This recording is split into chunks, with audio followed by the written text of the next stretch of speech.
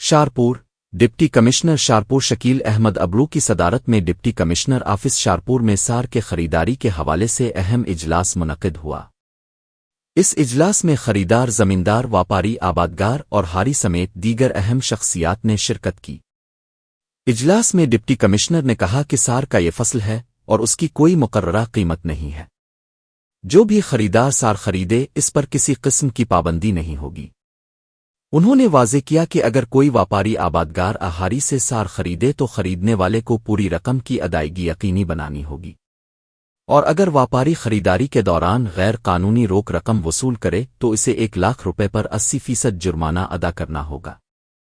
Deputy commissioner نے مزید کہا کہ باقی مارکیٹ کھلی ہے، یعنی واپاری جہاں سے چاہے سار خرید سکتا ہے، چاہے وہ منڈی میں ہو یا کسی سڑک اکینٹی پر، یہ خریدار کی مرضی پر منحصر ہے۔ اس موقع پر ایڈیشنل ڈپٹی کمشنر 1 تعلقات کے اسسٹنٹ کمشنر شہر کے معزز زمیندار، بڑے واپاری، بروکر، آبادگار، ہاری اور اناج منڈی کے رہنماؤں نے بھی شرکت کی۔